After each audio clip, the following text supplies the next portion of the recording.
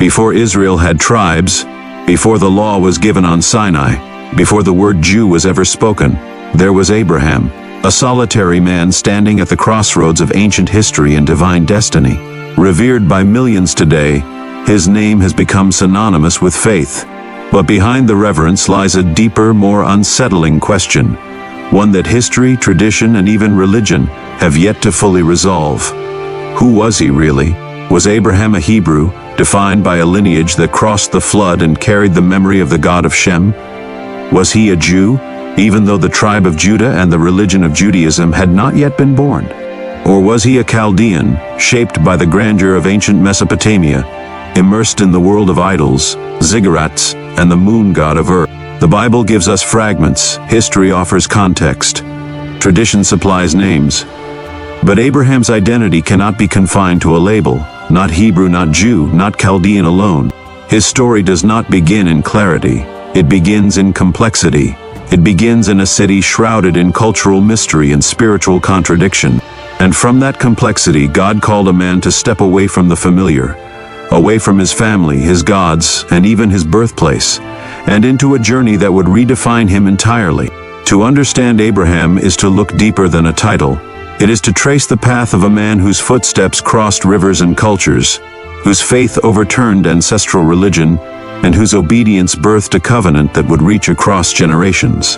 This is not simply the story of where Abraham came from, but the story of how one man became the foundation of something eternal, not through bloodline alone, but through belief. Was Abraham a Hebrew, a Jew, a Chaldean? The answer is not as simple as a single word. It's a layered truth, rooted in history, shaped by culture, and revealed through covenant. And in discovering who Abraham was, we uncover something even more profound. How God shapes identity not through heritage, but through calling. If you're ready to journey beyond tradition and uncover the deeper truths hidden within the life of Abraham, take a moment to like this video, leave a comment to share your thoughts, and subscribe for more rich biblical storytelling. And if this message stirs something within you, share it with someone who longs to understand not just Scripture, but the soul of the man who walked by faith before faith had a name. The Bible introduces Abraham with a specific and evocative phrase, Ur of the Chaldees. At first glance, this points to a prominent city in southern Mesopotamia, known for its towering ziggurats, advanced infrastructure, and deep devotion to the moon god Nana. Ur was one of the crown jewels of Sumerian civilization, a center of wealth, learning, and religious activity. But modern scholarship raises a serious historical issue. The Chaldeans, a Semitic tribe that later played a significant role in Babylonian history, did not inhabit southern Mesopotamia until around the 9th century BCE, nearly 1,000 years after Abraham's time, which most place around the early 2nd millennium BCE. This makes the phrase Ur of the Chaldees anachronistic, out of place in time in the original context. So why does the Bible use it? Many scholars believe this designation was added by later scribes during or after the Babylonian exile, when the Chaldeans were well known. It was likely included to help readers identify which Ur was meant, since Ur was a common place name across Mesopotamia. This kind of editorial clarification is not uncommon in ancient texts and does not undermine the integrity of the biblical narrative. Instead, it shows how the text often speaks across centuries, making itself understandable to future generations. Therefore, while Abraham may have come from a city named Ur, it is historically inaccurate to identify him as a Chaldean in the ethnic or political sense. He lived long before the Chaldeans entered that region. This subtle detail immediately complicates his identity. From the first mention of his homeland, Abraham eludes our modern categories. The place may be real, but the name carries a later lens. And so from the outset the question looms large: was Abraham truly a Chaldean? Not by historical standards, and thus the mystery of his identity begins. While the label Chaldean is historically questionable, one aspect of Abraham's identity is firmly grounded. He was a Semite descended from Shem, the righteous son of Noah. After the flood, Noah's 3 sons, Shem, Ham, and Japheth, became the patriarchs of major population groups across the ancient world. From Shem came the Semitic peoples, including the Arameans, Akkadians, Assyrians, Babylonians, Arabs, and Hebrews. This Semitic heritage was not merely ethnic, it was covenantal. The line of Shem carried the memory of the God who saved humanity through the ark and continued the promise of divine relationship. According to Genesis chapter 11, Abraham was 10 generations removed from Shem through Eber, from whom the term Hebrew is traditionally believed to derive. Abraham's Semitic identity placed him within a broad and diverse cultural world, deeply embedded in Mesopotamian civilization, yet set apart by his unique spiritual destiny. He was not defined by a single nationality or urban center, but by his ancestral connection to a people through whom God's redemptive plan would unfold. In this way, Abraham was not a Jew, which was a term that would emerge many centuries later, and not truly a Chaldean despite the mention of Ur. Instead, he was a Semitic man, part of a divinely chosen bloodline that bore the seeds of a promise far greater than geography or tribe could contain. Although Abraham descended from the righteous line of Shem, his immediate family was far from monotheistic. According to Joshua, chapter 24, verse 2, his father Terah served other gods, a direct statement that Abraham was born into a house of pagan worship. Living in Ur, a major center of Mesopotamian religion, Terah likely participated in the cult of the moon god Nana, also called Sin, one of the most revered deities in the region. In such an environment, idolatry was not peripheral, it was cultural law. Religion saturated everyday life. Statues of gods filled homes and temples. Families offered sacrifices, burned incense, and recited chants passed down for generations. As the son of Terah, Abraham would have grown up immersed in these traditions, expected to uphold them. But somewhere in that world of idols, Abraham became restless. The silence of lifeless gods could not satisfy the longing within him. Though Scripture does not detail this inner awakening, the sudden call from Yahweh in Genesis, chapter 12 hints that God had already begun to disturb his soul, long before Abraham heard his voice. When Abraham obeyed the divine command to leave his father's house, it was more than a physical relocation. It was a spiritual severing. He was not only walking away from his homeland, but from a legacy of idolatry, rejecting the gods his family and culture worshipped. It was a defining moment of spiritual rebellion, a choice to break with everything familiar in pursuit of a God he could not see. This bold act sets Abraham apart from his surroundings. He was not a Jew, for Judaism had not yet formed. He was not a Chaldean, for he had abandoned their gods. He was instead a man set apart by faith, a spiritual pioneer whose new identity began with a single radical no to the gods of his father. When God commanded Abraham, "Leave your country, your people, and your father's household to the land I will show you," Genesis chapter 12 verse 1, it was far more than a call to relocate. It was a call to redefine himself. Abraham's departure from Ur, and later from Haran, marked a radical break with everything that had previously shaped his identity, his culture, his extended family, and his inherited gods. The journey from Ur to Haran and ultimately to Canaan stretched across hundreds of miles. But the greatest distance Abraham traveled was not geographical, it was spiritual. He left a civilization saturated with idolatry, where cities like Ur and Haran centered around elaborate temple worship, cosmic deities, and ancestral rituals. In stepping away from that world, Abraham became the first recorded monotheist in biblical history, a man who chose faith in one unseen God over the security of countless visible idols. This was not merely a personal decision, it was a transformation of identity. Abraham would no longer be defined by Mesopotamian norms or Chaldean expectations. His worldview, values, and destiny would now be shaped by a covenant with Yahweh, not by the customs of his ancestors. His movement across the desert symbolized this inner shift. With each step, he crossed from the realm of man's religion into the unknown territory of divine promise. He was no longer a typical citizen of Ur or Haran. He was becoming something altogether new, a vessel of promise, a father of nations, a man whose true identity would be forged not by where he came from, but by who he followed. In this light, Abraham was no longer a Chaldean, though he left from Ur. He was not a Jew, for that identity had not yet been born. He was a man set apart, undergoing a transformation that would ripple through history. one faithful step at a time. The first time Abraham is given a distinguishing title in Scripture, he is called Abram the Hebrew, Genesis, chapter 14, verse 13. This designation is crucial, not just for Abraham's story, but for understanding his place in history. Yet the origin of the term Hebrew, Ivri in Hebrew, has sparked debate among scholars for centuries. One theory traces it to Eber, a notable ancestor of Abraham listed in Genesis, chapter 10 and chapter 11. Eber was a descendant of Shem and the forefather of a distinct Semitic line. If Hebrew is derived from Aber in Hebrew, then the name connects Abraham to a specific genealogical heritage within the broader Semitic world, a family line preserved through the flood and marked by divine remembrance. Another view holds that Hebrew comes from the Hebrew root avar, meaning to cross over or to pass through. This interpretation isn't just linguistic, it's deeply symbolic. Abraham quite literally crossed over the Euphrates River, leaving Mesopotamia and all its cultural entanglements behind.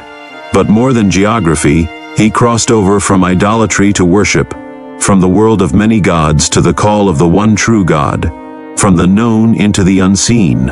In either sense, by bloodline or by action, the term Hebrew fits Abraham perfectly. He was the man who stood apart, who broke with the past, and who stepped into a future shaped by faith. The name Hebrew doesn't simply describe where he came from. It declares what he became, a pilgrim of promise, set apart not by city or tribe, but by his willingness to cross over into the unknown. So was Abraham a Hebrew? Yes, but not merely by descent. He was a Hebrew in the deepest sense, the one who crossed over, physically and spiritually, into covenant with God.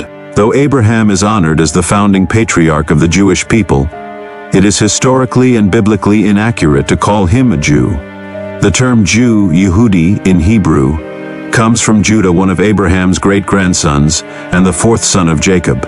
It originally referred to members of the tribe of Judah, and only much later expanded to describe the broader people of Israel, especially during and after the Babylonian exile in the 6th century BCE, when the southern kingdom of Judah remained while the northern tribes were scattered.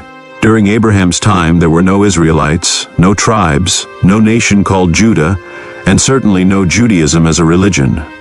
Abraham lived centuries before Moses, the Law, the Exodus, or Mount Sinai. His relationship with God was based not on Torah observance, but on faith and covenant. He was the beginning of the story, not a character shaped by its later chapters. To call Abraham a Jew is to project a later identity onto an earlier figure. It overlooks the fact that he was a man outside of any national or religious system, a pioneer in every sense. Abraham was not a Jew by ethnicity or religion, but the forefather of the people who would one day become Jews. In that sense, Abraham was not the fruit, but the seed. A man whose faith laid the foundation for what would later emerge, but who himself stood outside the boundaries of any later definition. He was not a Jew. He was the one through whom the Jewish people would eventually come to be. While Abraham is often associated with Ur and the Semitic line of Shem, some scholars argue that he may have been Amorite, or at the very least, deeply influenced by Amorite culture. The Amorites were a powerful and widespread Semitic people group who emerged around the same period that Abraham lived, roughly the early 2nd millennium BCE. The Amorites originated in northwestern Mesopotamia, and were known for their nomadic lifestyle, tribal organization, and westward migrations. They eventually settled in various parts of Mesopotamia and Canaan, founding cities like Babylon under Hammurabi. Their presence is well documented in cuneiform texts, and their linguistic patterns, naming conventions, and social customs share striking similarities with what we see in Abraham's story. For example, names ending in El like Ishmael or Israel, the prominence of tribal patriarchs, and the practice of migrating with extended families all reflect Amorite cultural traits. Abraham's journey from Mesopotamia to Canaan, along with his interactions with kings, treaties with tribal leaders, and pastoral way of life, fits well within an Amorite cultural framework. This theory doesn't challenge Abraham's uniqueness, it enriches it. Rather than calling him out of isolation, God called Abraham out of the very heart of human civilization, from among one of the most dynamic and mobile peoples of his time. Abraham wasn't a detached mystic or desert hermit. He was part of the real complex world of his age, fully immersed in its customs and rhythms. If Abraham was Amorite by culture, it only makes God's call more powerful, choosing a man from among the nations, not to blend in, but to break away, to begin something new. So, was Abraham an Amorite? Possibly by background. But his identity was ultimately defined not by tribe or tongue, but by the voice that called him out. For centuries, most scholars have associated the biblical Ur of the Chaldees with the well-known city of Ur in southern Mesopotamia, located in modern-day Iraq near the Persian Gulf. This Ur was a major Sumerian city-state, an advanced urban center renowned for its towering ziggurat, centralized religious cults, and complex administration. If this were Abraham's hometown, he would have come from the heart of one of the world's earliest and most cosmopolitan civilizations. However, not all scholars agree. A growing number of researchers have proposed an alternative location, the city of Urfa, historically known as Edessa, in modern-day southeastern Turkey. This region lies much closer to Haran, the place where Abraham's family temporarily settled before continuing to Canaan. It also aligns more naturally with the northwest Mesopotamian migration routes common during Abraham's era. Support for this northern theory comes from ancient Jewish, Christian, and Islamic traditions, many of which identify Urfa as Abraham's birthplace. Local legends, historical writings, and archaeological patterns point to Urfa as a plausible candidate, especially given the topographical and cultural consistency with Abraham's semi-nomadic lifestyle. Unlike the grand urban society of southern Ur, Urfa's environment was defined by pastoralism, tribal society, and mountainous terrain, a world that better fits the Abraham we meet in Genesis. If this view is correct, then Abraham was not shaped by the grandeur of Sumerian temples and Chaldean courts, but by a simpler tribal context, a world of shepherds and wanderers. It would also explain why his journey to Canaan passed through Haran, rather than following the longer southern route from Lower Mesopotamia. Ultimately, this alternate location reframes our understanding of Abraham's origins. It suggests that he came not from the cosmopolitan core of the ancient world, but from its rugged frontiers, a man already on the edge, already primed to cross over. And once again we see that Abraham defies simple categorization. He was not neatly Sumerian, not Chaldean, and not yet Hebrew by nation.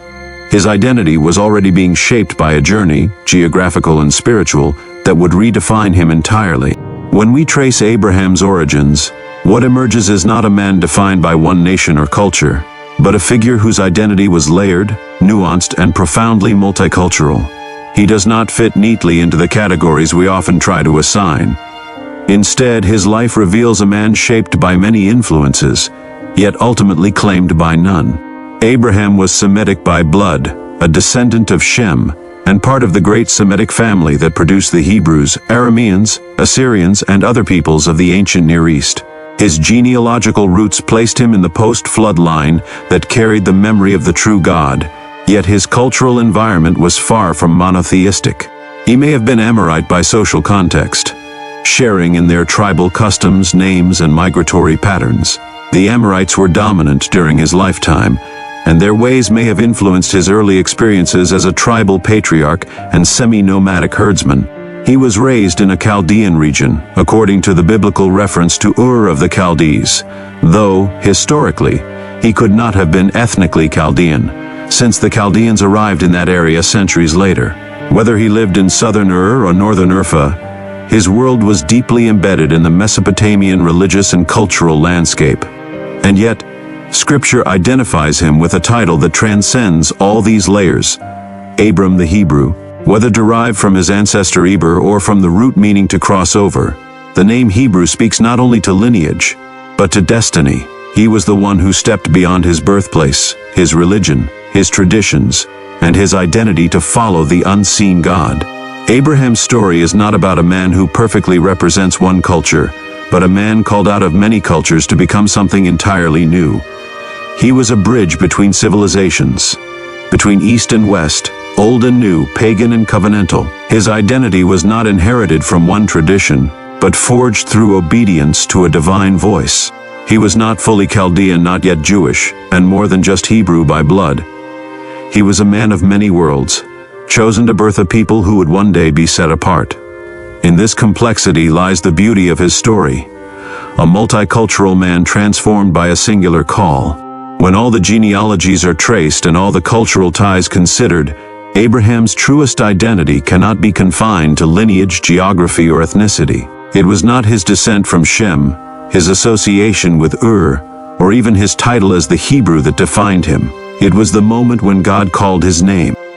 In Genesis chapter 12, the voice of Yahweh broke through the noise of ancient idols and family tradition with a radical command: "Go to the land I will show you." With that call, Abraham stepped into a divine narrative that would forever separate him from the world he came from. He became a sojourner, not just in land but in identity, a man walking by faith, not by sight. He left behind homeland, household gods, and even his inherited status. He took nothing with him but the promise of a future only God could see. And it was this faith, not his culture or background, that became the cornerstone of his identity. As Paul later wrote in Romans 4, Abraham believed God, and it was credited to him as righteousness. This defining moment transcends labels. He was not chosen because he was Hebrew. He was not excluded because he wasn't Jewish. He was not limited by being from a Chaldean region. His identity was forged by a single act of trust, a covenantal response that reshaped human history. In Abraham, we see a powerful truth. Identity in God is not inherited, it is answered. It is not about who your ancestors were, but whether you respond when he calls. Abraham's greatness lies not in where he came from, but in who he followed. Abraham's story resists every category we try to place him in. Yes, he came from Semitic lineage, lived among Amorite traditions, and was born in a land remembered as Chaldean. But he defied those labels. He was called a Hebrew, but before that meant a people, it meant a crossing, a passage, a break from the past. When God called, Abraham left everything known and entered the unknown. That step of faith didn't just change his life, it changed history. So was Abraham a Hebrew? Yes. Was he a Jew? Not yet. A Chaldean? Perhaps by soil, but not by soul. Above all, he was the man God called, and he answered. And that answer still echoes today. If this story has given you a new perspective, if it has deepened your understanding or stirred something within you, I invite you to take a moment to like this video, share your thoughts in the comments, and subscribe for more biblical storytelling that explores not just history but meaning. And if this message spoke to you, share it with someone who is seeking truth, someone ready to look beyond the surface and into the heart of what Scripture truly reveals. Thank you for watching, for walking this journey with us, and for honoring the story of a man who left everything behind to follow the voice of God. And may your own faith, like Abraham's, be marked not by where you began, but by who you chose to follow.